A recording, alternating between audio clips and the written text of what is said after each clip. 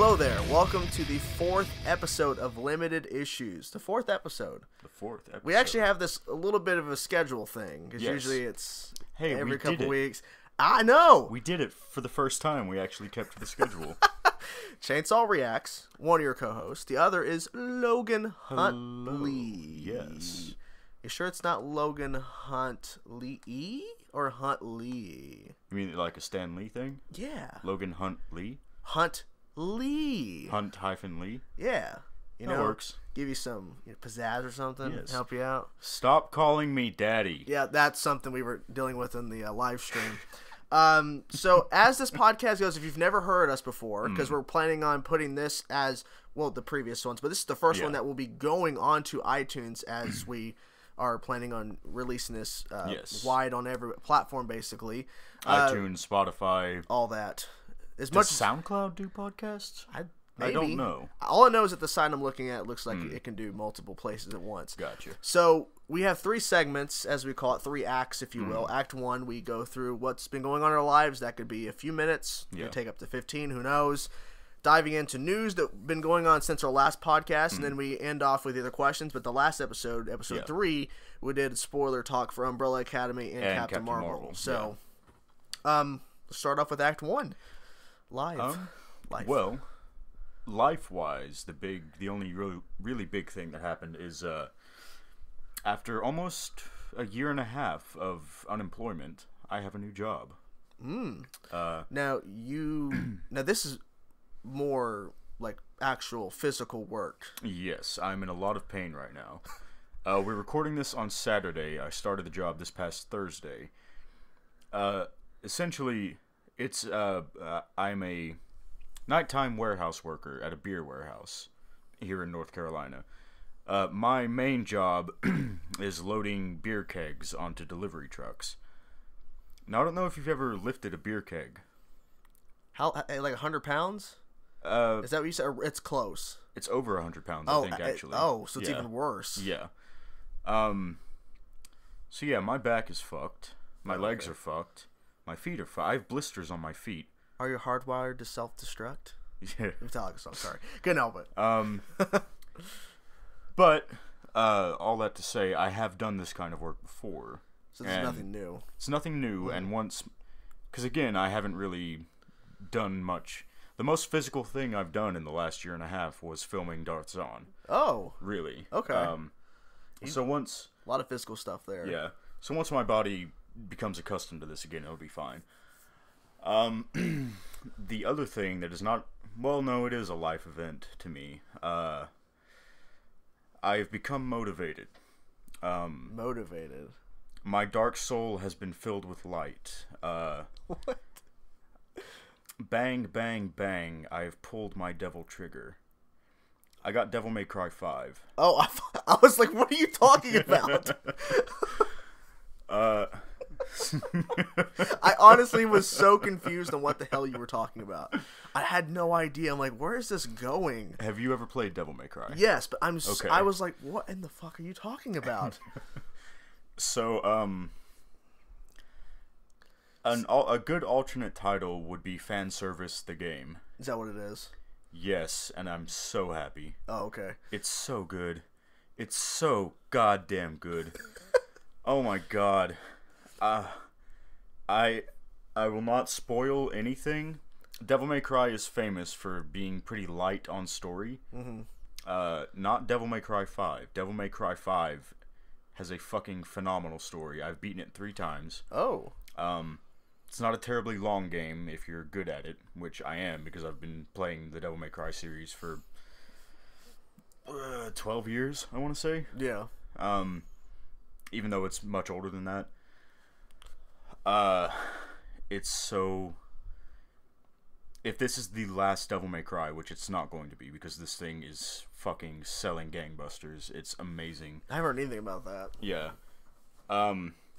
There will almost certainly be a sequel at some point, Devil May Cry 6. Yeah. So for those of you who don't know, in 2007, Devil May Cry 4 was released. I played I think I played a demo of it. Gotcha. Critically, it was not super well received. The fans love it. I love it. Financially, it did well, but not as well as its predecessor, Devil May Cry 3. Which is good. Which is so good. Not as nearly... Devil May Cry 5 is the best in the series. Oh. By a fucking mile. Better than the original trilogy that really cemented the series. Yes. Okay. But it is... I mentioned in that live stream that I really enjoy Titans a lot. It's dog shit compared to Doom Patrol. Every other Devil May Cry game is trash compared to DMC5. I guess I had to look into it. It's on a whole other level. I guess I have to look into it. Yeah. Because I didn't think about it before. So the last proper entry in the series was... That reboot? No. Was Devil May Cry 4 in 2007. Well, they put out that 12 reboot, years ago. Yes, and I'm getting to that. Yeah. Oh, I'm getting to that. I believe it was 2011 that DMC, capital D, lowercase m, capital C, colon, Devil May Cry. So it's Devil May Cry, colon, Devil May Cry. And then they did not think that through. No. The titling department was sleeping that day. Okay, so that game was made by a studio called Ninja Theory. Yeah. Who, prior to the game's development, they held a little, like, a developers meeting, if you will. Almost like a board meeting, where they put up sort of a PowerPoint presentation saying, like, emphasizing how they wanted their Dante to be, right? Yeah. So, like, one image was, it's like, Dante is not. It's in big, bold letters. Dante is not. And then underneath it was, someone from, like, a boy band or something. It's like, Dante is. And it was Brad Pitt's character from Fight Club. Okay. Another one is Dante is not. The two main characters from Brokeback Mountain. So they're saying Dante is not a gay cowboy in our game. Okay. Dante is, and it's some guy who looks like a fucking meth addict. The point is, so the original Dante, classic Dante, is the reason he's cool, the reason he works as a character. He doesn't smoke, he doesn't drink, he doesn't really swear. He is a huge fucking dork who is also one of the most powerful beings in existence, and he owns it. And that makes him cool. Ninja Theory tried to make a Dante that was like a punk bad boy. He swears, he drinks, That's what turned me off. Yeah. That's what turned me off because they completely rewrote him, and then that gag where the wig, it's like, no, I'm done. I think they thought that bit, because there's a point early in the game where a white wig, which is original Dante's hair, gets blown onto Dante's head. That's what the fans call him, Dante. Gotcha. Or Dino. This wig gets blown onto his head, and he looks at himself in the mirror, and he goes, "Not in a million years," and he throws it off. I think they thought that was a cheeky little haha jab. Yeah. That was a legitimate insult. Yeah. To fans of the original series. Yeah, because they're going in a completely different direction with the origin of the character. And okay, I will say this: I think that the approach to doing a reboot was probably a smart idea because Devil May Cry 4 wasn't that received as well as the trilogy. That's fine, but I feel like if you are going to reboot or try to restart this universe with the character, do not go too far off the beaten path where you're creating a whole They could have called him something else and have him not be Dante, just some character in a demon game or whatever, and that's all it could have been. Virgil, Dante's twin brother, in the original, I'm calling it the real series, the real Devil May Cry. He is like a huge weeaboo. He found his dad's katana and just fell in love. And he's also, in a very different way, he's also really goofy. But he's one of the most powerful beings in existence, and he owns it, and that makes him cool. Virgil in Devil May Cry, Devil May Cry, was a literal fedora-wearing neckbeard hacker. I didn't know that. Yeah. What? Yeah. So the main threat in DMC Devil May Cry is an energy drink. Cool. That's cool, yo. The Mundus, the main villain, the demon king of the underworld in Devil May Cry 1, the Devil May Cry Devil May Cry version was like a business mogul who owns an energy drink company that slowly is turning people, not turning them into demons, but making them incapable of seeing demons or something. What? So that demons could rule the earth without humans even knowing about it. Or something. It sounds basic, but also kind of what? Yeah. So Virgil, his big plan is he's just going to hack them. Sorry, what? He's going to hack them, yo. I'm going to hack your energy drink. It sounds honestly so hipster. Yes. The whole idea, we're going to hack, there's a monster energy drink. Ooh. Yeah. It felt like they went too far into the modern world at the time. Like, what's more popular? Hacking computers. Ooh, yeah. We're also going to be drinking energy drinks. They, essentially, because the Devil May Cry series was created by a man named Hideaki Itsuno. It is a Japanese-ass, anime-inspired franchise. Mm-hmm. And Devil May Cry: Devil May Cry is the Western American adaptation, basically. Gotcha. It's the American anime adaptation of video games. So, fast forward to now. Hideaki Itsuno got his shit back. He's like, fuck you, this is mine again. Yeah.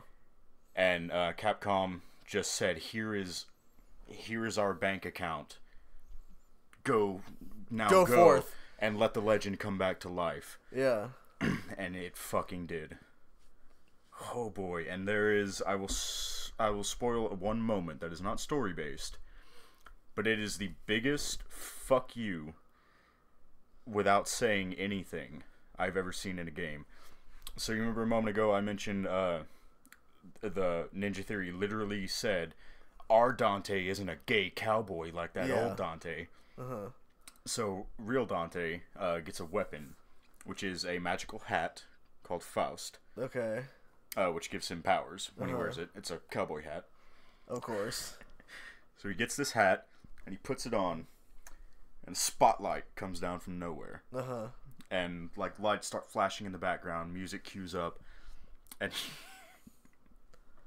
I'll show you after we're done recording. He just starts dancing in circles like Michael Jackson. Jesus.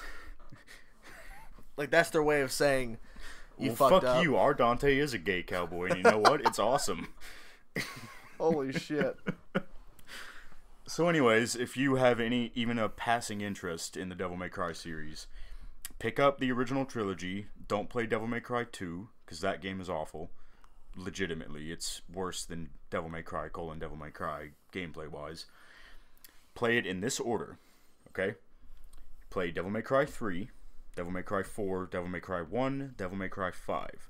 That is the chronological order of this universe. Yeah. Skip 2 altogether, and you'll just have a great, incredible fucking time. It's so good. It's so good. Yeah. It has consumed my every waking moment when I'm not at work. Alright. Oh boy. Alright. So that's been me. That's been you. What have you been up to, Mr. Well, Reacts? 14 minutes in. I went on vacation. Yes, you did. Yeah. I went on vacation. To Michigan? No. I went to Gatlinburg. Did you not see all the alcohol that I have in there? You have not. In the kitchen. I haven't been in the kitchen. Actually, no, it's in the back room. I got a bunch of moonshine, wine. Yeah. No, you're not going to go in there now. No, I just want to look. He's gonna go check it right now. In the back room. Gotcha. So I went to Gatlinburg Pigeon Forge with the girlfriend and her dad, and yeah, holy fuck, right? I know. And her dad, and her stepmom. We went for a couple days, and they dropped the Avengers Endgame trailer when I was out there. So that was they dropped it actually before we left, but it was good for us to at least for me to get out. There are 7 large bottles of nondescript alcohol and 6 jars of moonshine. Oh, there's trust me, I'll show you the flavors. It goes specifically. Oh, You gotta watch where you're going, man. Come on. Anyways, but yeah, went on vacation. It was good. Fuck. Sitting down. There you go. He hurt him. Literally, his back is hurting. Yeah. But yeah, the vacation was good. I bought all that moonshine. Like, did a bunch of taste testing. It was some good stuff. Which actually is surprising to me. You're not much of a drinker. Not really. Yeah. But like, literally, we just tried all this stuff because they give you little. What are you laughing about? I just remembered when we were filming Gordon, and there's a shot in Gordon where he downs a glass of whiskey. What that was, we just mixed Pepsi and water until it was the color of whiskey. It wasn't that great. Yeah, but the first couple of times we tried, he couldn't get it down. I couldn't because it was, first of all, it was nasty. Yeah. Second of all, I was sick as fuck. Like, literally, I was dying from what I thought was the flu, but it wasn't the flu. But, like, you're telling me to slam down a drink? I can't do. I don't do that. Do you mind if I imitate the noise you made? Yeah, you can, because it was bad. So, like, literally, before you explain this, I have to really explain this. I was coughing nonstop, and my throat was killing me, and I was pushing so hard to get the lines done. Yeah. If you watch Gordon, go back and listen to the scene where I'm on the phone with Harvey Dent. Especially because my lines in there, you can hear it in my voice. It's groggly, and it's not a character choice. It's because my voice was shot. Yeah. And I was trying so hard. It worked for the character, though, I felt. Yeah, but then the gargling, so bad. So it took, what, like 4 takes to get that shot of you drinking? Roughly. Yeah. So I think take 2 or 3, you managed to get it all down in one go, but not without making this beautiful sound. Which I still crack up about sometimes when I remember it, which was, okay, he drinks. Because I started to realize it was too much in my throat at once, and because it's too much. It's too much. You know, you just blew out the audio. Might have to cut this out. You literally just blew out the audio. Sorry. Stop thinking dirty, man. Jesus Christ. Literally, I was dying, and Carson expected me. And the way he edited the fucking scene, too, he cut out the whole bit where I'm even drinking. He did, didn't he? He cut it out because it didn't work. He shouldn't have asked me to do it in the first place. Yeah. But whatever. Well, I wrote that into the script. I didn't know that it was going to be cut. But, yeah. Yeah. Too much in my throat at once. It was too much because it's too much drink. Because I don't slam drinks down. I don't do shots. Right. Like, you can ask the ghost girlfriend, because literally whenever we did like chocolate cake shots for her birthday, I didn't slam it down like I'm supposed to because I can't. It's just I have to. I can drink if I keep drinking like out of a soda bottle or whatever. I can just keep it's going. I can just keep swallowing. Right. But expect me to do one full shot at once. It's impossible because I moderate myself when I'm drinking, and like you're expecting me to drink a whole shot glass. It's ridiculous. I'm a child. I apologize, everyone. This podcast is going to shit. Yeah, it really is. This is not good. All right, what else have you been up to? Well, that's really it. I mean, I want to get to these topics because we're almost 20 minutes in. We gotta get to some of this stuff. So. Are you done? Do we need to pause so you can I'm good. Take a breather? Let's go. I'm good. Jesus Christ. Okay. Oh, boy. So, first thing in Act 2, we have to get in the news. Disney-Fox merger is complete. Yes. Which, there is some negativity to this. Because soon after this deal went through, Disney shut down Fox 2000, which is a studio division that put out some mid-level movies, and Disney completely shut it down. But that doesn't mean that they're not going to put something else in its place. Right. But people's jobs were lost during the merger. And then also now people who are working under Fox 2000 are gone too. Yeah. So, yes, we can sit here and go, holy fuck, the Fox Marvel characters, Deadpool's in the MCU, Fantastic Four and X-Men are coming. But there's also other issues. There are real-life issues that come from this. But I think Disney's going to like kind of shut things down and rebuild. Yeah. But I think what they should have done first is not shut down a studio 2 days after the merger's done, because that's a major. Because I'm also betting a lot of those employees had no warning. I kind of hope they did, and that the news just came out after the merger, because legally Disney could not do anything. Until the merger was complete at 12:02 or whatever in the morning when it happened. But my guess is they were told ahead of time that Disney is going to shut us down once they own us. Yeah. But they legally can't do it yet. So maybe they were told ahead of time. But apparently there's severance. Is that what it is? Severance packages that are given to employees who are losing their jobs. So it's not like they're completely fucked. Yeah. But it's still bad because as of right now, they don't have a job. They could get rehired maybe down the road for... Because I feel like Disney's shutting down Fox 2000 to rebuild another studio with a different brand name. And they might rehire these people back, or some of them. That would... This sounds very cynical. I would like to think Disney would also do it just because it would be the right thing to do. Yeah. But it would also be very smart PR-wise to rehire these people. Or... Why if they're because the people are talking about the fact that they might just they're gonna build another company. Yeah. Why didn't they just rename it?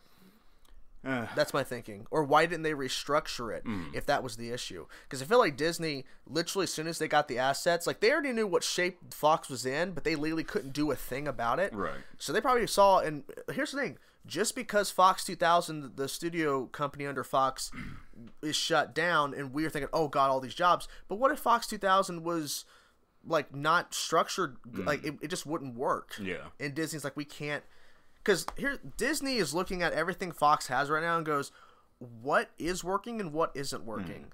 And the reason why Fox was going to sell, because they were going to get out of the business. Yeah. Because everything's going digital. And the people who owned Fox at the time were like, we don't have the... We can't keep up. We can't keep up with the change. We won't be able to fully... We won't be able to go to more streamable a side of things in the next 10 years when it really becomes rampant. So Fox was going to sell anyways, or they were going to shut down completely. So I'm glad that they sold instead of... So Disney had a fight with Comcast.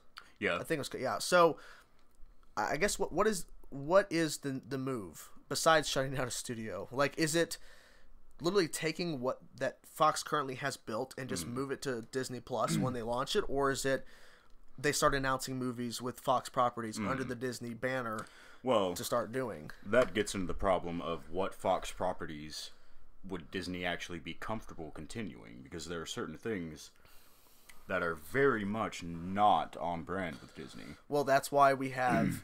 I mean, you think about Miramax, I think at a time was owned by Disney, and they released R-rated films under Miramax's banner. Yeah. So what Disney could do is keep the 20th Century Fox brand for R-rated films and for properties that Disney can't... Like, Disney's not going to put the Disney Castle logo in front of an Alien movie. Right. It's not going to happen. So, I don't know. Yeah, I don't know. You know what? It even could be something as simple as they wanted to physically move that studio somewhere else. Okay. If that was the case, then they wouldn't have shut it down, though. No, what I mean is, like, say they are going to build it. Oh, they're going to build the replacement somewhere else. Build it somewhere else. Okay. And then maybe move everything over there under a different banner. Yeah, because, I mean, it's like the R-rated and the TVMA content's going to go to Hulu, because now Disney owns 40% of Hulu, and all the other shares are less, and Disney owns the majority. Which, I am excited about this for the simple sake that Marvel Studios, for the most part, now pretty much has everyone back. Yeah, Spider-Man's the only exception. Yeah. And Namor has... like Universal rights, and then Hulk has the Universal distribution. So, because Disney in, I believe it was I want to say the late '90s. Yeah, they not Disney. Marvel sold out everything. Yeah, Marvel. They were. I'm pretty sure they filed bankruptcy. They were nearly destitute. Nearly had to shut down. It got to a point where the Marvel Comics offices were selling their filing cabinets to pay rent. Jesus. Yeah, they had no money, nothing. And in their desperation, they just practically gave away all of their most popular characters' movie rights. Sony could have bought out Marvel completely. Absolutely. They could have bought everything, and they said, no, Spider-Man's the only character that's going to make money. And then Marvel Studios proved them wrong later, but Sony at a time could have bought everything. Right. And Marvel...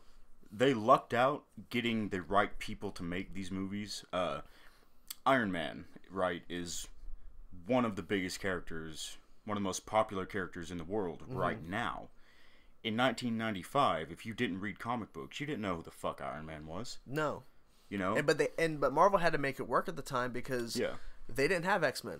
Right. Fantastic Four were not around. They couldn't use them. They couldn't use Spider-Man. They had to make what they had work. But they had all of the characters who lead the Avengers in their disposal, so they could use that. Which they lucked out. But at the time, before the first Iron Man came out, these were B-list characters at best. And what they were doing was everyone at Marvel was helping Sony and Fox get those movies done, because Kevin Feige was helping the Fox movies. He was helping with Spider-Man because first of all, I don't think he was the president at the time, but he wasn't. But it's like they were not making movies. They had to help others. But then Disney bought them out. Yep. Things change, and so I guess the bigger question is with Avatar, with them doing the Avatar sequels. Oh, James Cameron's Cameron. Yeah, I Avatar. know Okay. that Last Airbender. I was like, what? It's like now that they have Avatar, they have the biggest franchise. Like the first film made $2.7 billion. I want to talk about that for a second, actually. Okay. Okay, so James Cameron's Avatar is the top grossing movie of all time. Yeah. Right? Are you familiar with Jack's films? Yes. Okay. Recently, I think like a couple of days ago, he put out a video, he and a couple other of his YouTube friends, they went out on the Santa Monica Pier, I think, in LA, and spent the whole day out there asking passerby if they could name a single character from James Cameron's Avatar. No one said it would. No one could. No one. That movie, despite how much it made, it's not that great. It is not memorable at all. I think at the time it was the visuals of it. But the problem is, it's been so long in between, and no one cares anymore. He's making 4 Avatar movies back to back to back to back. It's not. I don't think he's actually. I think he's going to make one. It's going to fail horribly, and then he's just going to abandon it. So you think the Avatar 2 is going to make... I think it's going to be a massive failure. Maybe. I'm not going to fucking go see it. I know that for sure. I haven't even seen the first movie. It's not good. Well, visually, it's stunning. I will say that. At the time. Is it still stunning? It is. It is a beautiful movie to look at. Story-wise, no. It's fucking pasta without sauce. Is the story basic, but the visuals make it look... The story is Dances with Wolves. Okay. Literally. Good. I've heard that comparison. Yes. So it's basically the story is... It's Dances with Wolves, but worse. The story is simple. Yes. But the visuals make the film like it's some amazing thing when you're in the theater. But then when you actually go back and think about it, the visuals are great, but it's like, what's the point of the... Right. What? It literally... If you've seen Dances with Wolves... and you haven't seen Avatar, you've seen Avatar. Okay. I've seen Dances with Wolves. It is, I'm fucking beat for beat. It is just Dances with Wolves. That doesn't sound appealing. Like, it's not. The idea of him just redoing it. I mean, people might disagree with that, but I'm thinking, like, now they have that, and they're wanting to release that in December where they release Star Wars movies. What Get fucked. What are they going to... Come on. They're probably going to have to move Avatar. Yeah. They're going to have to move those films. If they're planning on doing a Star Wars movie the same year as an Avatar movie release, they're going to have to move one or the other. I would think Avatar's got to move. Yeah.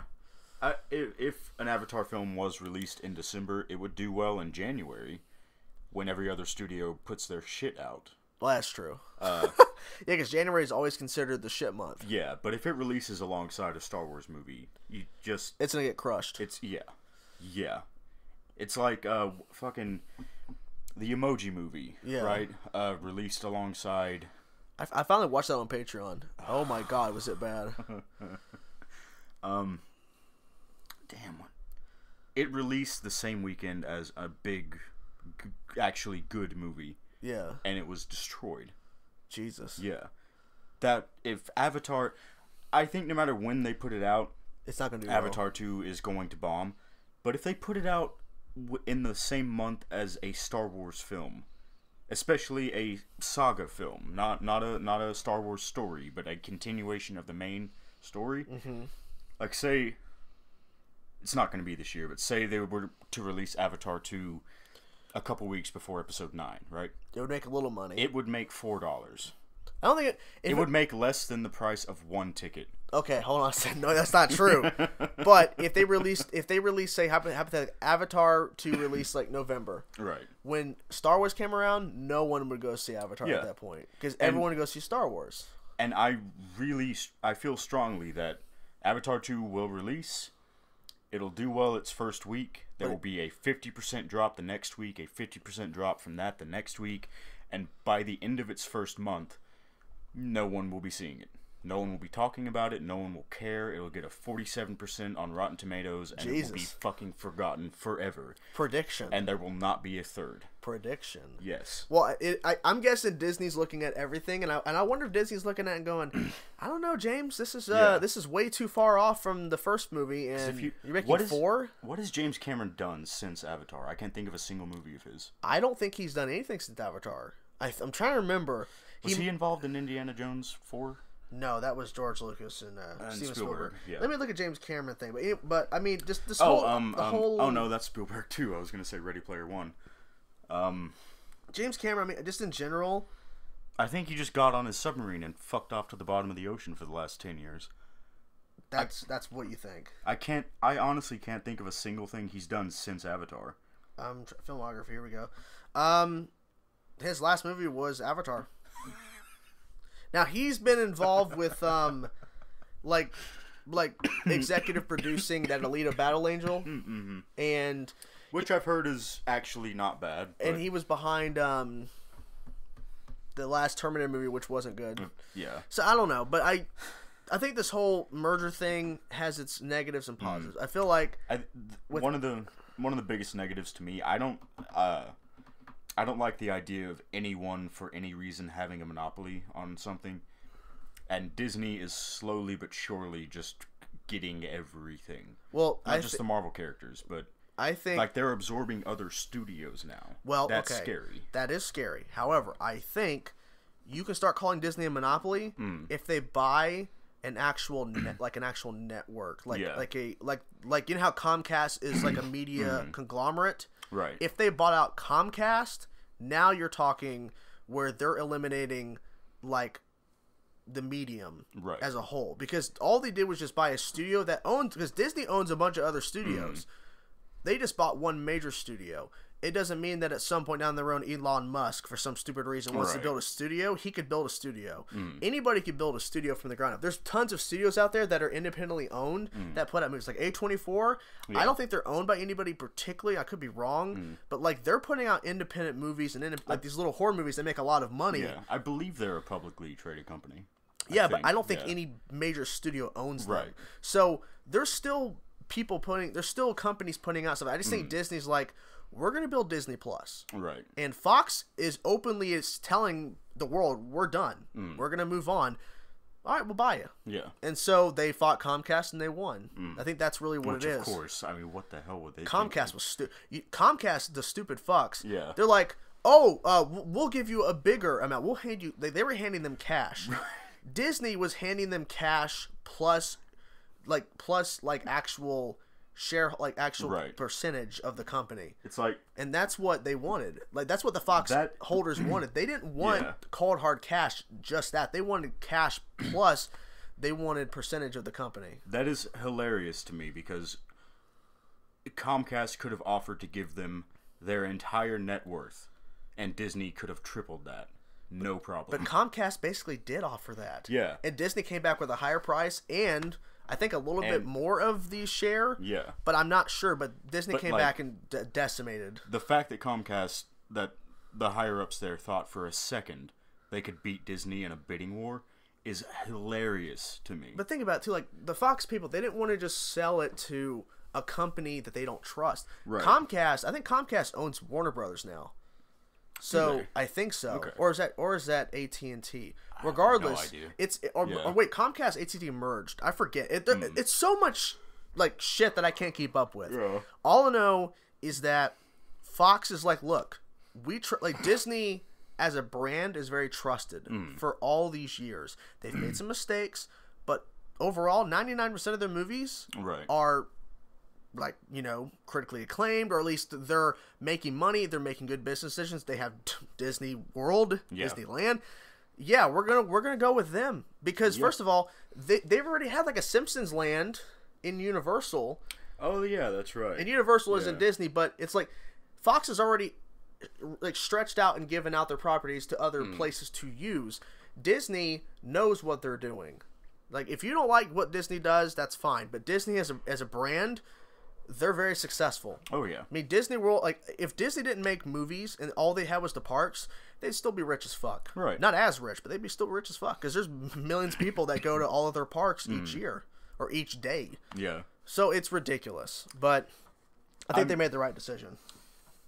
Again, I'm happy about this because it means we will get to see. And again, like Namor, I don't particularly care for that character, so I don't care that he's not in the house with everybody. Hulk doesn't really seem to work on his own. I don't know that a movie could work, but I feel like they've already stretched out what they could do because that first film with Abomination and the leader being teased, I'm like, they've already handed their cards out. Like at that point, if the movie isn't, I mean, they were going to still use Edward Norton, but then he dropped out. Yeah, but so the characters that they cannot give a solo movie to still, I don't mind. Every character that I care about can now be given a proper Disney Marvel Studios movie. That I'm happy for. That excites me. What my fear is, say, 20 years down the line, right? Yeah. Disney essentially has complete control over media. Movies, TV, everything. And say, I don't know, $100 a month to get to watch anything. To get to watch a TV show or to get to watch these movies. Well, I guess I'm going to fucking have to pay it because I'm not just going to stop watching TV. I'm not just going to stop watching these movies. Yeah. And at a certain point, there potentially could be nothing we could do about it. I don't necessarily think that's going to happen. Like, I'm not saying that's for sure a thing, but it is a definite possibility.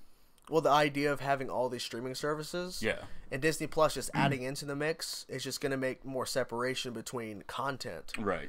Because it used to be Netflix housed everything. Now they're losing stuff left and right.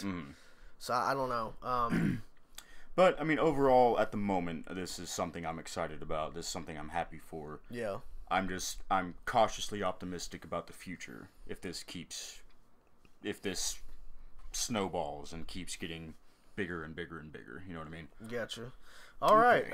Ezra Miller, Grant Morrison teaming up to write a darker Flash script. Now, you've heard a little bit about this. Yes. Now, I think Ezra Miller is a fucking crazy person. Okay. I won't disagree with you. I think he's a little crazy. But I think at the same time, I think he has a right to disagree with the material. Oh, he absolutely does. Also, my other issue, if he is not happy with the material, he needs to walk away. Right. Because, first of all, this film has went through so many production issues. Directors leaving left and right, writers leaving left and right, rewrites on the script all the damn time. They have the duo directors in place they wanted. They have a script done. Ezra Miller's the one, like, I don't like the script. Yeah. So I'm going to team up with a comic book legend, Grant Morrison, and write a script. A darker version, because apparently he doesn't like the lighter tone. Yeah. Which, I will say, sounds kind of weird. You're the Flash. Usually your stories are lighter tone, except if you're going to go Flashpoint, that's not light tone. Yeah. If you're going to go, let's say, oh God, I'm trying to think in particular ones that are really dark. Crisis. Yeah, well, that's not really his story. Yeah. I mean, he's a main integral part, but that's not him. But, like, look, the DC EU, before Walter Hamada came in and after Justice League came out, when he came in to really help, like, Aquaman is showing a shift. Shazam is getting a lot of praise, and it's a shift. Flash, that character needs to be lighthearted in a sense. You can have dark elements, but I feel like Ezra doing this, I don't know what he's thinking. Like, if he's not happy with it, he needs to make it known, and if Warner Brothers doesn't want to change it, or if they say, this is what we want to do, he needs to walk. See, because it's not his movie. Exactly. The thing about this is, I like Ezra Miller as an actor. I don't know much about him as a person, so I won't comment on what I think of him personality-wise or what I think of how he behaves in real life. This story on the surface shows a certain level of pretentiousness to me. A certain level of him thinking he's more important in this aspect than he actually is, because he was fine in Justice League. I liked him well enough in Justice League, but the plethora of other actors could play the Flash, and it wouldn't have made any difference in Justice League. If so, they got someone else to play it. Right. Yeah. He's acting like he thinks he has enough power, like he thinks he has that his portrayal of the Flash is so beloved that no one would go see this movie if it wasn't him. It's like, well... And that's not true. Warner Brothers are paying Ezra and Grant Morrison to write the script. Yeah. So they're at least giving him a shot, but I wonder if they're doing this just to make it look good on them. Yeah. They gave him, and they're giving him an out. Because what Warner Brothers is probably going to do is, okay, we'll pay you to write the script, and then once they write it, they'll reject it and he'll leave, and then they'll just recast. Because they have from now until I think November, because I think there's a rumored November start date for production. Yeah. All they would have to do is literally, like, buy Ezra, because his contract runs out in May anyways. Right. All they have to do is just kick him out, start meeting with actors immediately, like the week after he walks, and then they just cast in the summer, and then boom, he starts training, getting ready, and then they go into production. That's all they have to do. It really seems to me like he thinks he's more important in this role than he is. Like he might be looking at it as, you know, I want to play this character, and I want to portray the character the way because look, Zack Snyder was going to go into a darker direction with Justice League. So maybe he's like, I want to do a darker version of my character, because because I'm guessing that a lot of people involved in the production of Justice League are probably not happy with the final result, because the movie is not that good. No, a lot of them aren't. So maybe he's like, I don't want to do this. I want to go into a different direction with the character. But what direction do you go with Barry Allen? Do you heavily rely on the mother dying? Well, look, the show already did it. Yeah. The show already covered that, like, majorly. They still cover it. So... Do you have a sad scene of him visiting his dad in prison? Oh, that was in Justice League. And it's been in the show several times. Do you have it to where he runs into the Reverse Flash? The show is still doing that. Yeah. I mean, literally, they just revealed a big, major reveal that we've known about the audience, but the characters didn't. But I don't know what you can do, like, wise that the show hasn't done, and what is Ezra thinking? Like, I want to know what the script is that he's disagreeing with. Like, is it where he's fighting the rogues? Because the rumor was he fights the rogues. That would be perfect. I would love that. Yeah. What's the problem with that? If it's fighting the rogues or Gorilla Grodd or something, what's wrong? I mean, you're basically doing what the show does, but you're doing it 10 times better with the budget. Yeah. It'll look better. It doesn't mean it's going to be better. But I don't know. I feel bad because it's like you're this close. You actually have directors and the script's done. There's not another production problem. But of course, the last thing, it's like, oh, it's almost done. The actor's not happy. I don't. It's annoying. I just don't like that. Okay, as a very, very, very much so not in any way at all professional actor myself, it is not my job to determine the story. It is my job to tell the story. You know? Yeah. I might, like when we were filming Zon, every now and then, I might say, maybe we could tweak this particular line a little bit, because the wording is a little off to me, or maybe, you know, in this fight scene we do this instead of that. Little things like that kind of input, fine. I'm not going to say, oh, I don't like this story, let me rewrite it. It's like if I came, it's like if I came to you with the Darzan script. Yeah. And I give it to you, and I go, okay, here's where Barrett's going in the script. Right. And you go, I don't like this. I'm going to rewrite Darzan to make it what I think it's going to be. And you make it to where Barrett, it never changes, and he is going to stick up for his master. Right. And it's something completely different than what the script is. Understandable that maybe he loves the character, clearly. Yeah. Okay, that's fine. But if you're being hired to do a part, and if you have a major problem with the script, you need to just walk away. Yeah. I don't know how, because this look, if they lose the directors again, oh my god, it's just like I said earlier. This smacks of pretentiousness to me, because it is not your job and it is not your place to tell the writers and the directors how to do their jobs.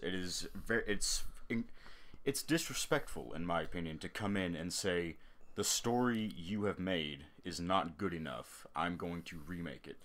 It's like, okay, your bosses, Ezra, the people at Warner Brothers who hired you, they hired you to act, not to write. But they also hired the directors, and they wrote the script, and they approved said script with the writers. The studio heads are already. This is what we're doing.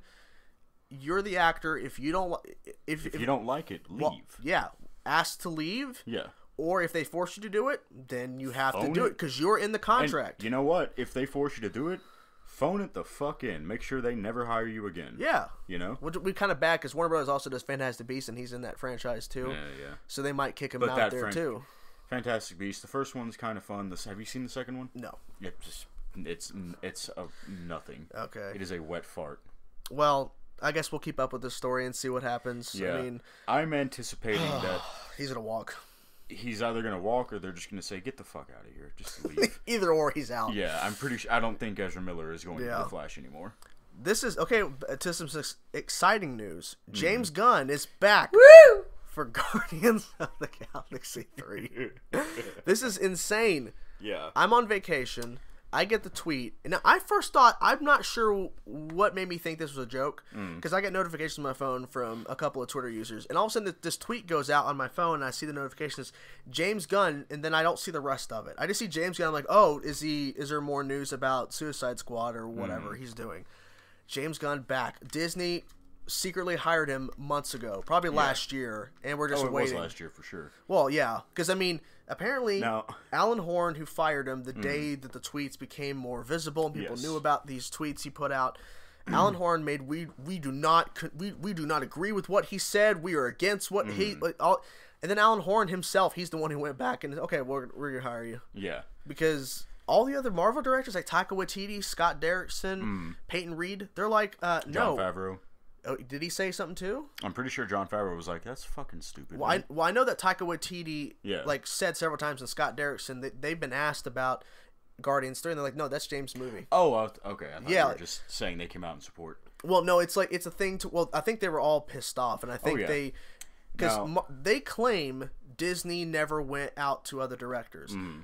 It's pretty much implied they did go and talk to other directors within the MCU. Scott Derrickson, Taika Waititi especially, because he did Thor, Ragnarok.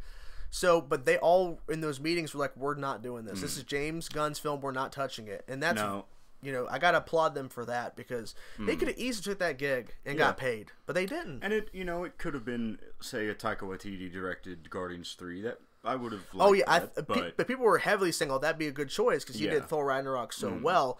But he's like, I ain't doing it. Yeah. Nope. Now, tying back to the Ezra Miller story, this is a situation where your stars are actually big enough, they are actually important enough, that when Dave Bautista threatens to fucking walk... He was begging Disney to fire him. Yeah. He was going on to talk shows and saying, I don't want to work for Disney. I do not like what they're doing. I'm not entirely sure who all else it was, but he was not the only cast member. No, all the cast members signed. I know all of them stood up in support, but multiple cast members threatened to just not do the third one. Well, I know that they all the cast members, including Michael Rooker, who died in 2, as Shandu, they all signed a huge letter to Disney saying they want James Gunn back. Yeah. And they all signed it. And it was a very subtle threat. And it was they didn't threaten to walk, but it made it look like they were all saying, we don't want to work for anybody else but James Gunn. If we don't have James Gunn, they're basically saying we're going to phone it in because we're going to make this movie fucking suck. They're going to underperform it. They're under contract. They have to, but like you said, they're going to phone it in. Yeah. So I'm going to lay out what I believe to be the timeline of events here. Okay. Because it was, I think, July when they fired him. It was right before Comic-Con. Yep. Okay. I don't know the exact dates, right? Yeah. So I'm just going to... July 2018, he's fired. Yes. I'm going to say July 1st. Right? Hypothetically. July 1st in this hypothetical. Those tweets are dug up. And let me preface this by saying, none of those jokes were funny. But they were jokes. They're jokes. They're not statements. He not a pedophile. He wasn't telling a story. Some people were saying that he's a pedophile because he made those jokes. Yeah, or they're saying he's a pedophile because he says those things. Like, no. No. And you know what? I have said much worse things in private with my friends. I'm pretty sure I've said worse things to you in private. You literally laughed on this podcast about my throat and yes. the drinks. Yeah. Because you're a terrible person, and we're going to take you out back and shoot you. Yes. Yes. So, no, those jokes were not funny. They were not appropriate, but they were jokes, right? Okay, so those jokes are dug up. July 1st, James Gunn is fired. Let's say July 10th, right? The Guardians cast released that letter. Yeah. The Disney executives go, oh, shit. Oh, fuck, we're going to lose a lot of money. We're going to lose a lot of money on this. We are so fucked. Shit out of luck. July 11th. You think the next day? July 11th. James Gunn gets a phone call. Oh my god. From, let's say, what's the guy's name? Alan Horn. Yes, Alan Horn. And he says, hey, James, buddy old pal. Do you think he FaceTimes him? Yes. He FaceTimes James Gunn. He FaceTimes James Gunn. James Gunn is like, just laid back, getting his dick sucked. What? No. Doing lines of cocaine. Lines of coke. And he's like, what's up, Alan? What's up, man? What the fuck do you want? And Alan goes, listen, pal, can you tell her to leave for a minute? That's the... yeah, gotcha. I need to talk to you about Guardians 3. Yeah. I think within the month, they rehired him quietly, and they were waiting for the media shitstorm to die down. Well, to announce that he was back. From what I can kind of infer based off timeline, they put out that letter. Yeah. So Alan Horn and James Gunn and other people had meetings to end his contract and pay him a package, because they had to pay him for getting him out of his contract before he completed it. That happened. He signed up for Suicide Squad 2 or whatever, the Suicide Squad. And so... Which is apparently at least going to be a soft reboot. Yeah. I think that since they talked to other directors within the MCU and they're like, we're not touching it, and the fact that James Gunn went completely silent on Twitter, and he didn't bash Disney, he didn't bash Marvel, he did everything right, and Alan Horn said, and you can look it up, it's been said that the way James Gunn was handling the situation, the fact that he didn't badmouth anybody, the fact that he was obviously very apologetic and everything, and he was trying to be, and he's proven to be a better person than he was back then. Alan Horn hired him months ago, and they just waited. And I think the reason why they waited is because they announced early on when he signed on for Suicide Squad that he was writing and possibly directing. Like, well, let's just wait. Yeah. Because if we announce this now around the time when he's signing for Suicide Squad and that we're looking at trying to get him back, it's going to look like Disney is trying to stop him from doing DC, which is that's not what they were doing. Yeah. And to people saying, "Oh boy, this means he's not going to do Suicide Squad." Of course he is. He's doing both. He already wrote Suicide Squad. It's already what? The script might not be done, but the Guardians 3 script is complete. Now there might be a little bit of rewrites because I have a little suspicion. He's going to include a Fox character, or he's going to introduce something that's going to be a wider. What if they introduce Galactus in Guardians? Or at least the concept of him, like they did Thanos at the end of Avengers. The idea, or introduce something, or introduce Silver Surfer. Or Annihilus. The possibility is endless because now he can actually... Super Skrull. He can play with those toys. Yeah. Because now he has access to actually doing them. And I have a suspicion, too. I'm going to throw this out there, even though James Gunn Guardians 3 talk. Yeah. I have a feeling Kevin Feige is going to tap him to do Fantastic Four. I would love that. I have either a sneaky him or suspicion. Taika Waititi. I would like James Gunn to do Fantastic Four. I really hope for Guardians 3 that the villain is a totally new character created just for the movies. Yeah. And his name is Allah Nahorn. I know where you're going with this. Drax. Yeah. Like he did to Thanos in the comics, Drax will punch through his back and out of his chest. He will punch his heart out and crush it in his hand. And Allah Nahorn will die an agonizing death. It will take 6 minutes of screen time of just a hard close-up on his face as he's just choking to death on his own blood. And then Peter Quill, incapable of pronouncing his name correctly, will say, man, that Alan Horn was really a dick, wasn't he? And Gamora will say, that's not how you say his name, but yes, he was. Now he's dead, and I'm glad he's dead. And then they all look. Let's go bone. They all look to the camera and wink. Yeah. At like ah. That'd be funny. But I'm glad he's back. And then Groot says, I am Groot. And when Vin Diesel is reading that line, you know how it says I am Groot on his script, and on the other page it tells him what he's actually saying as Groot, so he knows what inflection to do. The last line of the movie will be Groot saying I am Groot, and the actual line will be all of the jokes. All of the Twitter jokes of James Gunn's. That's terrible. That is terrible. Oh. I'm glad he's back. I'm very happy he's back, yeah. Okay, so this is something that I don't watch the show. I haven't seen hardly any of it, but Supernatural ending after its upcoming, because I thought for some reason season 15 was this current season. I don't watch the show, so I'm not really sure. But you're happy. I know you said you were happy because it's ending on its own terms. Yeah, it didn't get canceled. I would say it's gone on too long. Currently, it is very, very good. I'm really enjoying it a lot. Mm-hmm. It's probably my favorite CW show. Okay. I have a feeling I know where they're going. For the final season, you mean? Yeah. Okay. Just basing on what's currently happening.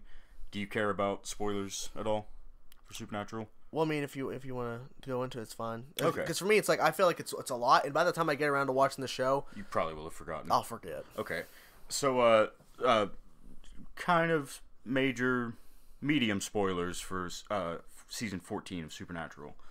So, at the end of season 12, I believe, Lucifer had a son, the Antichrist. But the kid's mother was a good, normal human woman. So the kid is what's called a Nephilim, half human, half angel. Okay. Which is, they're like on par with God in terms of power. Oh. At least he is, because Lucifer is an archangel, right? Yeah. So it's a kind of complicated pseudo-biblical. Yeah, a little bit. Pseudo-biblical, whatever, but it makes sense in context. They're setting up their own shit, so whatever. Right. But so Castiel, the angel, they're the good angel, they're friends, essentially becomes the kid's father in a way, like a surrogate father. And because magic and whatever, the kid immediately, baby is born and then immediately ages. He's 22 years old, right? Okay. Yeah, because they can't just have a baby. They needed this to be an actual character. You know what I mean? Gotcha. Because having a baby around on set, just crying all the time. So the kid, his name is Jack, and even though he is technically the Antichrist, he's a good person, right? Like he has a kind heart, good soul, strong bones, you know. Does he drink his milk? Yes. Gotcha. But he's a good kid, tries to do right. He's palling around with the Winchesters and with Castiel the Angel. Lucifer's fucking dead. They just killed him. But something happened to Jack, wherein what's known as his grace, which is an angel's where they draw their power from, was stolen from him. So he was completely human, right? But he could still access his power by burning off bits of his soul. So through a long series of events, he has essentially burned out his whole soul. Jesus. And regained his angel powers, but now he doesn't have a human soul, essentially. Yeah. So he no longer has empathy. He no longer feels anything. Like, he's emotionless. He's just pretending. He's like Dexter, right? Yeah. He's just pretending to be normal. I'm thinking they're setting him up potentially to be the final villain, because he would be the most powerful being they would ever have to face. Okay, that actually makes sense. Yeah. I mean, like they're probably already planned it out. Oh yeah, and they're probably thinking, well, the thing is, they lasted after the 15th season. That's 15 years. Yeah. I honestly didn't think the show would last this long. Like, it's pretty insane how, like much story they have. Yeah. Like where you think maybe around season 7, 8 they're pretty much done. Which season 7 through 10, 11 I'd say were pretty stale. Okay. Like you could go from season 6 to 12, just read Spark Notes essentially, just get a summary of what happened in between. You'd be fine. Okay. But yeah, again, I am sad the show is ending because it has really hit a high this season of just really fucking great television. Yeah. But as with Arrow, I'm happy they're ending on their own terms. They aren't getting canceled. They are going to give us an actual. It's that stupid thing again. Ending. Yeah. There were stupid people online, and Arrow got canceled. Yeah. No. Supernatural got canceled. No, because a network doesn't renew a show to cancel it. They cancel a show before they. Right. If CW said, okay, next, like say spring of next year, they're in the midst of doing Supernatural season 15. They're actually making it, and they say we're canceling it. That means no season 16. Right. That's different. That's cancellation. That's not no series finale. No proper ending. Well, it'd be a series finale, but like they don't have enough time to set it up. Yeah. You know, Arrow has that ability. Supernatural have that ability to end on their own terms and actually end it cohesively. I mean, it's like, to those people, do you think Breaking Bad got canceled because it ended? Maybe they well, it's like they announced the season 6 would be the final season anyways. Yeah. Like people knew that. Or season 5. Oh yes. Yeah. Well, no, it felt like as they did huge breaks and shit. Yeah. But then you look at what they did with the originals on CW. That the spinoff from Vampire Diaries, which I am not watching Vampire Diaries. Never. But it's like they announced season 5, and then when they did, they announced the final season. So people knew it was coming to an end, but not a big surprise. It's like, we're getting another season, but it's the last one. And like with Supernatural, right? There were going to be a few spin-offs. Most recently, there was going to be a spin-off show called Wayward Sisters. I heard there's a huge movement because it didn't get picked up. Which I would have loved, because I love the concept. There's a character. Her name is Jody Mills. She's a sheriff. Okay. Who is in on all this. She knows about monsters. She knows about angels and demons and everything, and she hunts them in her spare time. Yeah. When she's not busy being a cop, right? Yeah. And throughout the course of the series, 3 young women, all but one were children when they first met Sam and Dean. Yeah. And through a series of events, Sam and Dean ended up being like, these kids have nowhere to go. Let's take them to Jody. Yeah. She can look after them. So she essentially has 3 adopted daughters who are all also kind of hunters of evil. So that would be the concept of the show? Right. Okay. They would be the Wayward Sisters. Yeah. Fighting monsters, which would have been great. I would have really enjoyed it. But sadly, that was canceled before it even got picked up. That was canceled. This is not a cancellation. This is an ending. Well, it wasn't canceled. It was just like they're not picking it up. Like we're not even going to attempt it. Now, like in the show, did they have them have a backdoor pilot situation? Yes. Okay, that's where they attempted to do something and they go, fuck it. Yeah. We're not doing it. But like if they were to pick up Wayward Sisters season 1 and they're given 13 episodes. Right. They're in the process of filming episode 10 or 11 and episode 5 or 4 is aired and they go, we're not renewing it. That's no one's watching this. That's cancellation. Yeah. So there's a difference, folks. Yes. Learn it. Jesus. But yeah, it's good that it's ending on its own terms. Yeah. I think that's the best part about it. And I truly believe that it's going to be, as far as series finales go, there is so much in this world. This is such a rich, well-written, well-thought-out universe. And there are so many diverging paths that could end in just a fucking explosion of emotion and great action. I really feel that this is, as far as series finales go, this one is going to be fucking fantastic. I really hope, at least. So yeah, eventually I'll watch the show. Yeah. I definitely want to cover this. Emma Watson is rumored to play, or not to play, we don't know who, but Emma Watson is rumored to be in the Black Widow movie as a major character. Yes. Quote, the second female lead, so very important character. Could that now that could mean villain? That could mean The article I read... If it was supporting role, like a side character, Yeah. they wouldn't call it a major character. Yeah, and they wouldn't hire Emma Watson, of all people, to do a smaller character. Here's my thing. If you're going to get Emma Watson, hypothetically, it's because it's a rumor, but I thought it's very interesting. Hermione Granger is going to be in a Black Widow movie. Yeah. Okay, why would they get Emma Watson? Because it's a prequel movie. Why would they get Emma Watson for a prequel movie that you'll probably never see her again? Unless... But why would Black Widow deal with time travel or some kind of... Because remember Red Skull when he had the Cosmic Cube? Yeah. The Tesseract at the time? And he disappears, go bye-bye? Okay, they would not do that to Emma Watson. So why would they... If they can get her, why would they potentially get her for a prequel film where we'll never see her again? I would imagine... I'm thinking that she might be the villain. I think so. Or a villain, at least. The article I read, the character they are looking to cast is described as like a female James Bond-esque type spy person. Okay. But that doesn't necessarily mean they're a good guy. They could be, like, because let's say this is during Natasha's days in the Red Room, right? Okay. When she was essentially a Russian asset.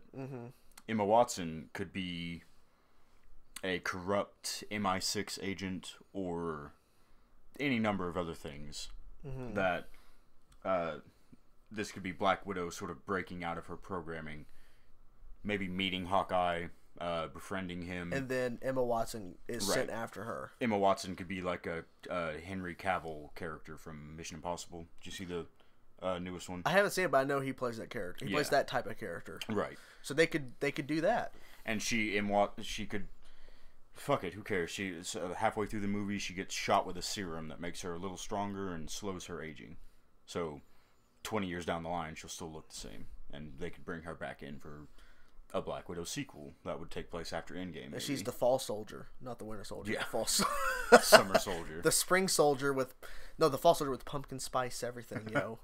Is that appropriate? Yes, it is, Mom. But I would be very interested to see Hermione Granger. Yes, as a villain. Using her wand. Yes.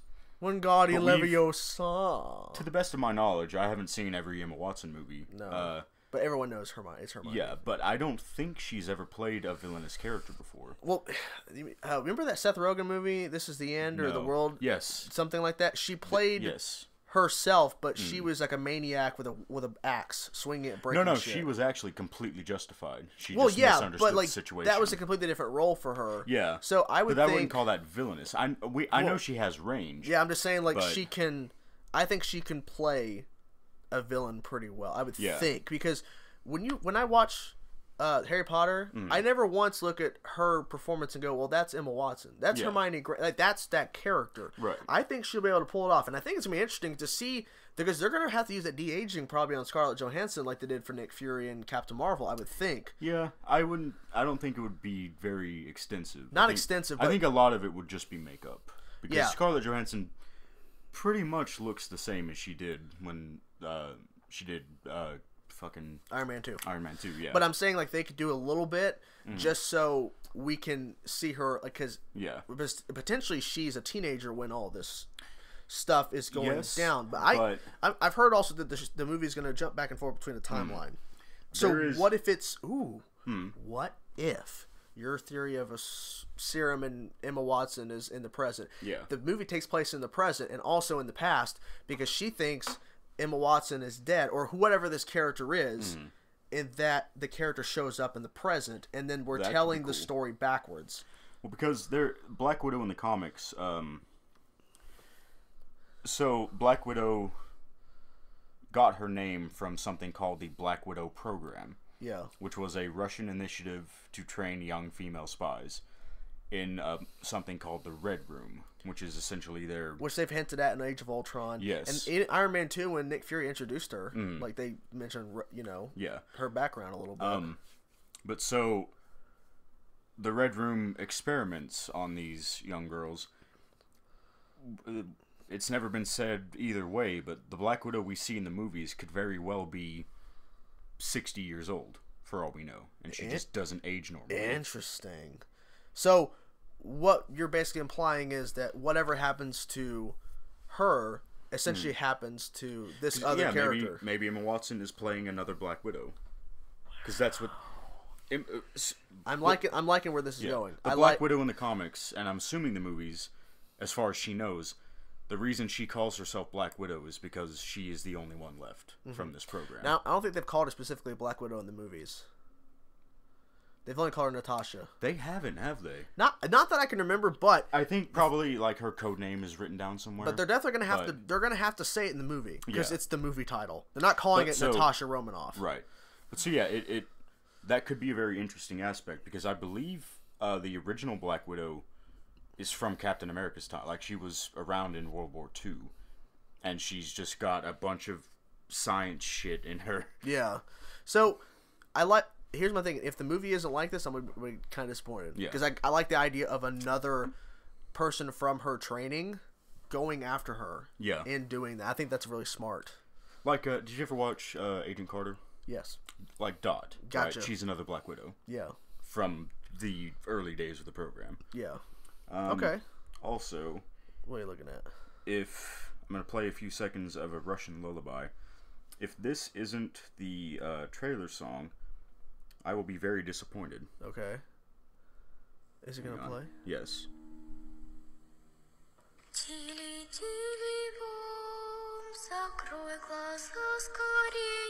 Wow. Yeah. That could work as a trailer.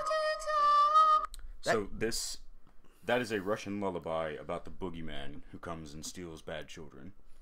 She was stolen away as a child and taken into the Red Room. If they don't play a version of that, then what's the point? I think that's the perfect trailer music. Jesus. Okay, well, I mean, I hope if they get Emma Watson, that is fantastic. That'd be a great, interesting choice. I'd be very excited to see her potentially play a villain. Yeah. Or who knows? She could just be a good guy.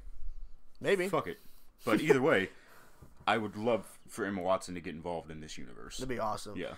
Let's move on to questions, shall we? Yes. We have 4 questions. So we're going to start off with Cody Harris, who these questions were asked during the live stream we did earlier while we're recording. Which will that be posted on YouTube at some point? It's probably already processed in public right now. Gotcha. Because that last one we did took like 2 weeks, I think. Right? Yeah. So Cody Harris puts out this question, which is really smart. He asked, out of all of the live-action Disney remakes, is there any that you're really excited for? Now, for me, I know you're not because you like do you like the animated versions or? I like some of them. Okay. Like I mentioned in that live stream, the animated Aladdin. Aside from Robin Williams' performance as the genie, I don't really care for most of it. It's not. Gotcha. You know. Well, the reason why I wanted to ask this question because like Disney's in the process of making all of them. It's like or the looks that they're looking to doing. Yeah. They're in the process. They're in the process of making Mulan. And there's talks of Little Mermaid. Lion King's coming out this summer. Dumbo, I'm seeing Dumbo next week with the girlfriend and mom. Which, I don't know, the marketing for that seems kind of weird because I'm not seeing a lot of marketing for Dumbo. I saw like a 10-second teaser trailer on YouTube a few weeks ago. That's the last time I've seen that. That's the thing, like Disney's not really pushing it. Yeah. Did you see the movie The Sword and the Stone? Long time ago. They're making a live-action version for Disney Plus, and they're also a series. No, a movie. A movie. Oh, okay. Yeah, and they're doing Lady and the Tramp for Disney Plus. I think that the thing is for me, I love the Disney animated movies and just most of them, and I feel like with them doing the live action, I don't want them to do beat for beat. And what I like is that they haven't. I mean, I think Beauty and the Beast was pretty close to what the movie, like the animated version was, but I feel like... See, that's another one. I really like Beauty and the Beast, the animated version. The live action movie just felt like... It felt watered down. It's odd because you are so used to what the characters look like in the animated. Yeah. And then them changing, like, because I didn't like the clock or the candle because they look so different than the animated, and that was the issue. Apparently, I've heard that live action Cinderella remake from a few years back. Yeah, I've heard that's actually really good. I haven't seen it. I've heard it's good though, but I don't know. Yeah, this Lion King movie visually looks good. The cast is incredible. Jon Favreau's directing. Yeah, I still don't care. I'm fucking in love. I like the fact that Jungle Book proved that you can do Lion King, because the only thing that was live action in that movie was that kid. Yeah. And maybe some logs, maybe a couple rocks, but literally it was all CG for the most part, except for that little boy. I am very excited. It's not a Disney remake. It is a live action adaptation of the actual Jungle Book, the old book that the Disney movie was based Mowgli? on. Yes. You saw on Netflix? I haven't seen it yet. Oh, you need to. But I'm excited to watch it. I honestly didn't know it was out until recently. Oh yeah, it's been out since December, I think. Yeah. Because that could backfire, like that recent, what was it, The Legend of Tarzan or whatever. Yeah, that wasn't that good. Yeah, that was supposedly based more on the books than the Disney version, which strays heavily. Yeah. But it was just poorly executed, in my opinion. The main actor, Peter Skarsgård's oldest son, I think, Pennywise actor's brother. Yeah, like there's a lot of brothers. There's a lot of Skarsgårds. Yeah, Alexander, I think his name. Yes. Yeah. I said Peter Stellan Skarsgård, who is Doctor, what's his face in Avengers and Thor. Mm-hmm. Oh yeah, I was just saying, I think he was poor casting for Tarzan. Anyways, I understand why Disney is doing all of this, because they like money a lot. And I think the reason why they're doing it too is because live action normally attracts more money. Yeah. Not to compare, but Spider-Man Into the Spider-Verse did really well, but it wasn't gangbusters. Yeah. And look at what Beauty and the Beast did. I think Beauty and the Beast did over $1 billion. Yeah. I think. And or close to it. And when you look at like Jungle Book, $900 million. I mean, the live action just works, and I feel like they're in this era of like, we're gonna do it, and until it doesn't work, we're gonna just keep doing it. But see, the cynical side of my brain, which is most of it, I can't make myself believe anything other than Disney is only doing this for money, and there is no one at Disney ran into a boardroom with a fire in their eyes and passion in their hearts for making these things. No one is like, oh, I have a new vision for this story, or I want to make this in a different style, a different art form that I'm really passionate about. No, just some old guy in a suit goes, what do we got? Well, that'll make money. Well, Bob Iger, I think, makes these decisions. And Bob Iger goes, hey, we need more. We need more money. We just spent $80 billion buying Fox. We need more money. Just dig up some of our old shit and put a new coat of paint on it. And then just sell it again. That's what this feels like to me, and it doesn't excite me in any way, shape, or form. Well, I'm on the opposite. I like it, but they'll never replace the animated. Oh yeah. I think they're now. I would have an issue if Disney was not putting out anything original, because A Wrinkle in Time was never animated. Yeah. They just did that as live action. What was the last 2D feature animated film from Disney? Princess and the Frog? 2008, I think. 2008. I think. Now, see, if they announced that they were making another traditionally animated 2D feature-length film, I'd get hyped as shit over that. There you go. I would get really excited for that. Yeah. Because it's something that we haven't seen in a while. Yeah. Understandable. And it will be a story we haven't been told before. Yeah. But every fucking 6 months now, it seems, when you hear about, the latest... I've seen this article headline so many times. The latest Disney live-action remake is blank. Yeah. And every time I go cross-eyed and I just blank on that.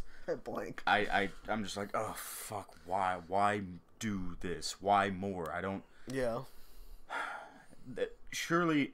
It's gonna be okay. It's gonna be okay, buddy. I don't see how there are enough people that give a shit about this for it to be so successful. I know there is, but I don't see how. Because they want their kids... Family wants they want their kids to see the movies they saw. So then just show them the movies you saw. I don't know, dude. I can't argue because I'm not Disney. I don't know. All I know is I'm a big Disney fan, and I just want to see what they're doing.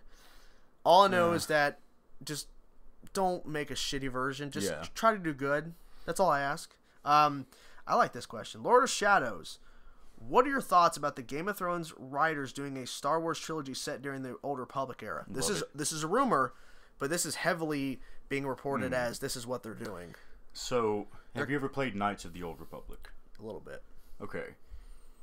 I don't know if they're going to do Bane or Revan, but it's like they're going to do a canon Old Republic, essentially. A trilogy. Which is pretty smart because think about it, Rian Johnson got heavily criticized for Last Jedi because the way he handled the characters. Right. With this, they could create brand new Sith Lords that are not Bane or Revan and have them maybe kind of like Bane and Revan, but not called Bane and Revan, look different. And they can just kind of do what they want, and they won't get criticized for how they handle, because these characters are not legacy characters. Yeah. Like Luke or Leia or Han. So, My general thoughts, okay?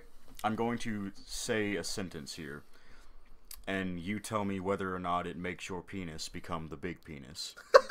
Okay. Okay? Okay. Game of Thrones, set in space, with lightsabers. It's basically what it is. Well, people are saying it's like Lord of the Rings, because it's going to be gigantic battles with Sith Lords, or Sith and Jedi. Because it's going back... I don't know what that was. It's going back to a time when the rule of two, or whatever dumb shit that there can only be two Sith. Yeah, this before that. This is going back to a time where there was a literal army of Sith Lords. And a literal army of Jedi. This isn't the Jedi are the peacekeepers of the galaxy. This is a fucking war between Sith and Jedi. I think the movie's gonna start out with them creating the Jedi, the birth of the Sith and birth of the Jedi. But imagine, by the end, the Battle of the Bastards, except it's Jedi and Sith. In the third film, like the big climax. Yeah. Like, Jesus. And it's 30 minutes long. It's basically... So here's what's really cool. Regardless of what it's set in, people have been talking about, okay, who could they get for this? Because if it is Old Republic, or if it's something completely set outside of what the Star Wars films are doing right now, if it's Old Republic, Jon fucking Snow... I honestly I will not be surprised if they start announcing casting, and some of the cast is Game of Thrones. Yeah. Because Emilia Clarke is already in Solo as Kira. Oh, Eddard's actor Sean Bean. Imagine Sean Bean in a fucking Star Wars movie. He's an old Jedi who is... No, man. He's an old Sith. Ooh, even better. Yeah. So I'm thinking like Emilia Clarke's already Kira in Solo. So they already got her. Okay, she's in the universe. But Kit Harington. Yeah, let's say Sean Bean. Captain Phasma's face is never revealed, right? You could have Gwendolyn Christie as a character. The voices, though. The voice. That's the problem. Give her a modulator. Man, give her a fucked up face and a Bane mask, and she sounds like this. It doesn't matter who we are. What matters is I'm not Phasma. No one cared who I was before I put on the mask. So they can do that. Littlefinger. Littlefinger's guy. Oh, God. I forget his name. So do I. But I'm thinking they're going to... I honestly believe it, because they're going to be writing, and I think they might be directing I don't know if they're directing, but I think they might be directing the first one. Whoever... Okay. I don't know. Okay, here's... You want to know how you fix Star Wars? If it is a series, if it is a trilogy, say... Yeah. Like, get whoever the fuck you want to direct whichever Star Wars story, right? That's fine, because they are disconnected. They are their own... Yeah. They're in their own little bubble. Separate, individual, one-off story. But when you have a continuing storyline over the course of several movies, hire a director and keep that director for each film. Like James Gunn with Guardians. Yes.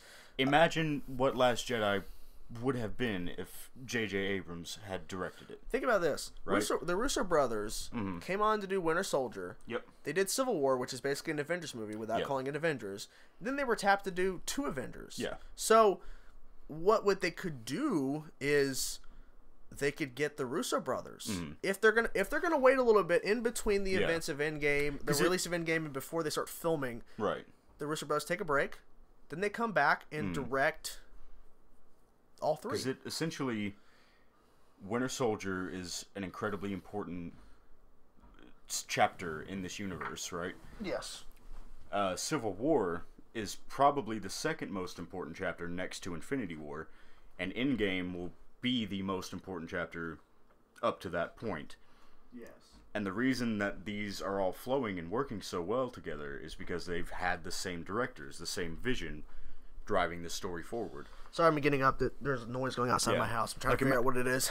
Imagine, all right, the Russo brothers. Imagine they did Winter Soldier, Civil War, and then some fucking other guy came in for Infinity War. Or they did Infinity War and then someone else did it in game. Right. Like, it could so easily backfire, and it did with Star Wars. So anytime you're doing a series of films that is all one story over the course of 3, 6, however many movies, have the same people make it. Don't hand it off to someone else. Also, if you're going to pull this off, you need to have enough time in between post-production, completion of a film before you start shooting. Because, think about it, Christopher Nolan did the trilogy of Batman movies. However, in between Batman Begins and Dark Knight, he did another movie. Yeah. In between The Dark Knight and Dark Knight Rises, he did another movie. Yeah. So he didn't just try to do them back to back to back. So they need to have breaks where they can do another film or just relax. Because the Russo brothers, they're going to take a huge break after Endgame is done. Right. And they're done with the press and everything. So at that point, if they're going to hire anybody from the MCU to do Star Wars, they need to prepare, because Rian Johnson had a different vision than JJ. So that really messed with people. Yeah. So, which again, and I've said before, I like Last Jedi. It's not a train wreck, but J.J. Abrams clearly had an idea of where he wanted the story to go, and Rian Johnson took it in a completely different direction that did not fulfill most of the fans' need to see where these story threads went, right? Yeah. Like, the one example I'll always go to is in Force Awakens. The mystery was set up as to Rey's lineage, who are her parents, right? And Rian Johnson, instead of picking at that thread and seeing where it led, he just pulled it out and said, I don't care about that. I'm just gonna say it's nothing and move on. If J.J. Abrams had done Episode 8, I imagine he would have followed that thread that he started picking at. Probably. You know what I mean? Yeah. So, yeah, and this goes for anything, not just Star Wars. If you're doing a franchise, if you're doing a series of films, don't just pass it around to a bunch of different artists or a bunch of different creators, because it's going to become a clusterfuck. If you do, you have to have the story laid out, and that you say, because here's what Kevin Feige does with the MCU. He lays out things you have to cover in each movie. If you come in to do writing or directing, this is what you're covering. Yeah. Everything else is kind of up to the writers and you, the director. But you have to cover this, this, and this. So in the instance of the trilogy, from what I understand, there wasn't really a setup for what the rest of the movies are going to be past Force Awakens. It was just The Force Awakens was written, and that's as far as it got until Rian Johnson came in. Force Awakens itself was sort of I don't want to say gamble, because no matter what, it would have made its money, but Force Awakens was definitely a risk, because had that failed, had it been... The trilogy would not have been happening. This whole this new Star Wars would not have happened. The Force Awakens, the buck would have stopped there. Essentially, Benioff and Weiss, who the showrunners for Game of Thrones, they need to have complete control over the story of the trilogy. They need to actually have it. They need to have the first film done script wise. They need to have an outline of 2 and 3 showing whoever comes in or whatever that this is what we're doing, because they're going to be shepherding these 3 films. I don't think they're directing, but they're going to be in control of the story. So if that's what they're doing, they need to have it fleshed out, or at least plot pointed. Right. This is point A. This is point B. Point C. And this is what we're covering. Disney is usually pretty good with that. They don't. This is Lucasfilm. This is Yeah. But what I mean is, there's very, very rarely do you hear of Disney studio oversight being a problem. You know, not like with Warner Brothers and Justice League, right? Yeah. So, creators, directors that work under Disney and work on their films, generally speaking, have enough creative freedom to do whatever the fuck they want. Yeah. Which is, especially for Star Wars, is a very good thing when it's the same creators. It turned out to be a very bad thing when it was handed to Rian Johnson to do Episode 8. So, as long as the story, start to finish, is laid out, set in stone, and as long as generally the same creative team is behind making these three films, and they're not leaving, right? As long as there is a through line, as long as they have a goal and they know where they're going to stop on the way there, I think this could be incredible. Yeah. But if they don't have all those things, this could be a fucking trash fire. I hope not. I hope not. I trust in Benioff and Weiss. They've done a fantastic job. I know for sure, no matter what, that the first in this trilogy is going to be great. Yeah. But then, depending on how the rest of it is handled, 2 and 3 of this trilogy could be dog shit. You never know. So, yeah. But yeah, I have high hopes, and I hope it is the Old Republic. That's what I hope. Yeah. Just make a canon version. It's fine. It doesn't have to be a copy and paste.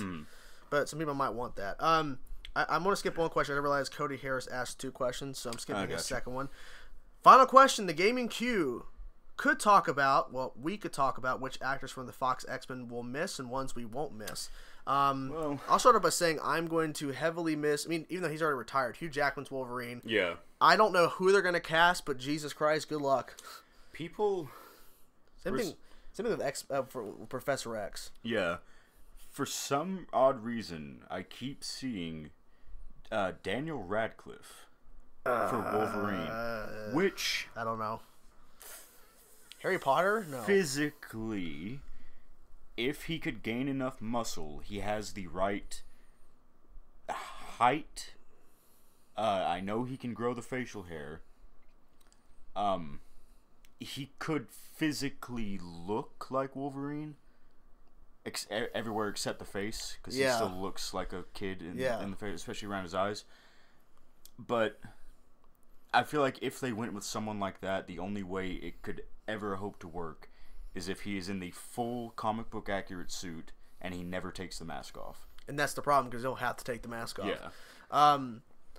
I've been hearing a lot about where people are kind of happy that some of the first class, like the newer actors, are getting replaced. Like apparently Alexandria Shipp, who played Storm. Yeah. Apparently people don't like her. I've looked into it. I can't find where people are apparently she's, I don't know what word it was, but like apparently they don't like her political aspects, so they don't want her as Storm. Oh yeah. And I think she sent out a tweet saying something about, you guys. I'm not saying exactly what the tweet is because it's verbatim. I can't remember what it was. Wait, do you mean the actor herself, her politics, or the character? No, the actor herself. Okay. Because I was going to say that's not the actor's fault. No, it's the actor. But she said something on Twitter about when when Fox was looking to sell and Disney was looking to buy. She tweeted out, I think it was back in 2017 when they started looking at doing the deal. Yeah. That she's like, y'all are crazy or something if you think the merge is going to cause us to be recasted. And people quoted saying this is not going to age well, and well, it didn't age well. Yeah. I like her as Storm. I like her infinitely more than Halle Berry. I'll say that. I never, as much as I love the first 2 X-Men movies, I never liked her Storm. Now the problem was, you know what happens to a toad when it's struck by lightning? That's not great. The same thing that happens to everything else. I'm not defending it. I'm saying I like the original casting. Yeah. I like the fact they got those characters and they cast them pretty okay. Now, the lining, okay. Yeah. Her look in their first film is not that great. That's probably the worst wig I've seen in a The hair was bad. I'm saying her African accent was awful. The overall problem is that they got some characters right and some characters horribly wrong. Yeah. Cyclops was never a leader. That's a big problem. Also, I feel like, yes, I like Sophie Turner in Game of Thrones. Yes. I don't like her as Jean Grey. Yeah. I really don't like her. Hugh Jackman was poor casting. Because he was a tall motherfucker. Because he's fucking 6'4", I think? Yeah, but God... Wolverine is supposed to be like 5'2". Yeah. Yeah. I have a feeling they're probably going to do that same type of thing for the MCU. They're going to hire a taller, not tall like that probably, but a taller, but I feel bad for whoever gets cast as Magneto, Professor X, and Wolverine. Because those characters, and also Cyclops, because the notion is Cyclops is kind of a forgettable character because the way Fox handled him.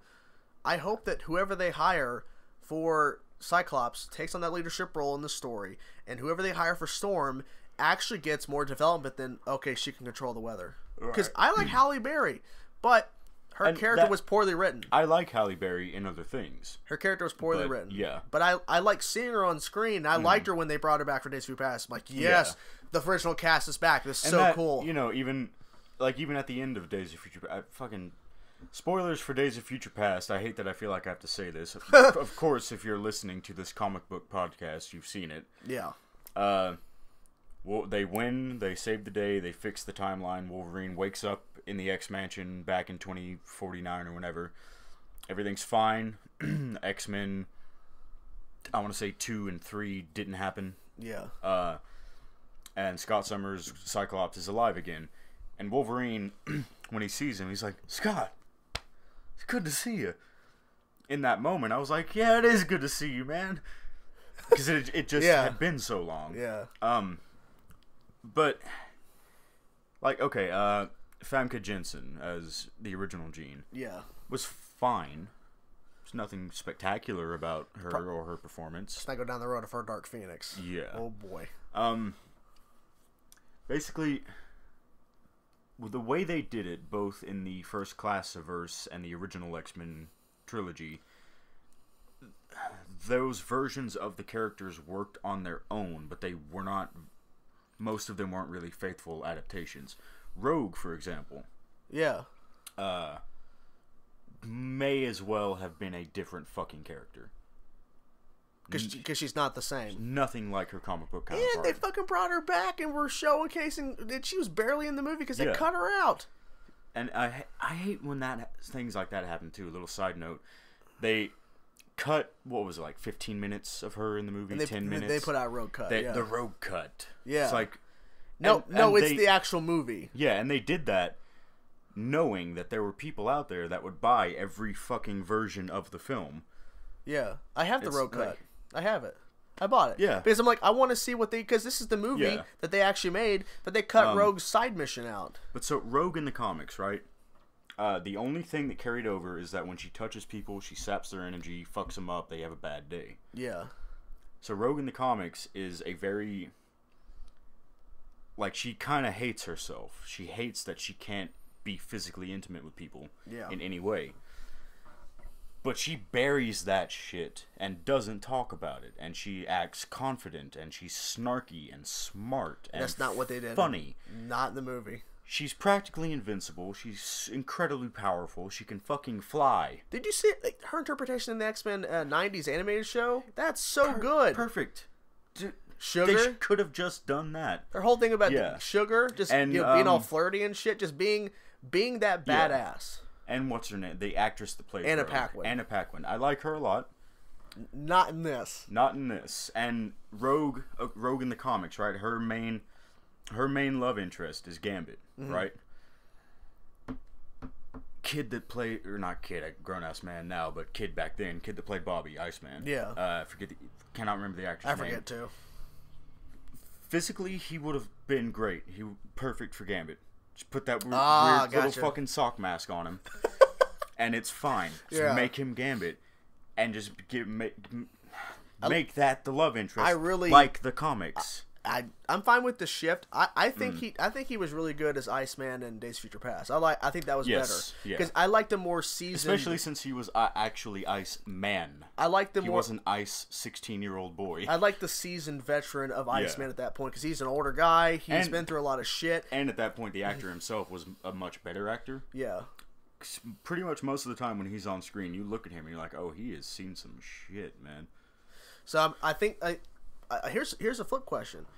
Do you think any of the cast from the X-Men, whether it's the original cast or whether it's the newer cast that are getting replaced, not saying they're going to come back as their character, but do you think they could be casted down the road to the MCU as another character? Not in the X-Men, but in the MCU in general? Because I have a sneaking suspicion they might try to get James McAvoy for something, not X-Men related, but in the MCU as something else, or Michael Fassbender, because they're really good actors. The problem is we're losing them in the merger. That's the problem. We're not losing Deadpool, though. McAvoy and Fassbender, I think that is a very real possibility. Yeah. Potentially Sophie Turner, just because that she is a name brand, basically. And the only way she can go is up in her acting. Because I feel like she's great on Game of Thrones, but everything else I've seen her in, I have no fucking idea what's happening with New Mutants. It might be released on a streaming service at some point. It's looking to be Disney Plus. Okay. So once that comes out and everyone forgets about it. Apparently, that cast, they're fucked. Macy Williams is in that. Arya Stark. That's what I was going to say. She needs to play something. So once New Mutants comes out and no one watches it and it gets buried and forgotten, then Maisie Williams could very easily be cast as... You know what? I actually was thinking about this a few days ago. How fucking great would she be as Kitty Pryde? Ooh. As Shadowcat. Okay. I would love to see that, because I talked about this a little in our Umbrella Academy spoiler review. Ellen Page. I like Ellen Page. I think she is a good actress. Not my first choice most of the time. Yeah. And I didn't particularly care for her as Kitty Pryde.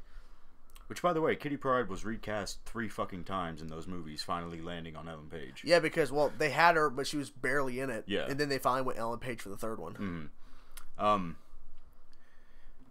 Yeah, Maisie Williams could very easily be recast as a different character. I forget the actor's name. He plays Will's older brother on Stranger Things. He's also going to be in New Mutants. Mm-hmm. He's up and coming. He's going to, I assume, be a pretty big name. Yeah. He pretty much already is from Stranger Things. He could be recast as somebody. I think there's a very real possibility, I'd say almost certainty, that at some point some of these actors will be seen again in the Marvel Universe. Yeah.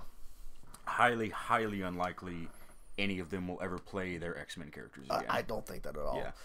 I think if anything, the slightest 0.1 out of a millionth of a chance, maybe McAvoy years later could come back as Professor X, but it's unlikely at best. Because he's already portrayed him in an alternate universe, and it would. People are like, "Oh, is he playing Professor X from the X?" No, he's not. But I mean, say 20 years down the line when he's actually old, and the new generation of moviegoers don't know or give a fuck about those old X-Men movies. They could potentially reintroduce him if they wanted to. Yeah, because I mean, eventually the Marvel Cinematic Universe is going to have to be reset in general. Yeah, they're going to have to. New 52 it, basically. I know Marvel has had their reset events, but I don't know what any of them are called. I forget. That's weird, isn't it? Like, you have your Infinite Crisis, or Crisis on Infinite Earths, Infinite Crisis, New 52, DC Rebirth. I know all the fucking names of these reset points in DC. I don't think Marvel has given them names. I feel like DC just gives them the names. They do resets. Yeah, at the very least, I feel like I should know the names of... I should know the titles, like, because they are events. Like, I'm pretty sure the Marvel Universe has folded in on itself a couple of times and then re-expanded, started over, right? Yeah. That's an event without a name, and that's... I just realized that's strange to me. Well, I mean, something to look into, I guess. Yeah. But we've been going on for a long damn time, Jesus. But yeah, I mean, I think we covered a lot of stuff. Hopefully we can get this 2 weeks again. Yeah. Gonna react to The Last Airbender. Nicholas Hoult.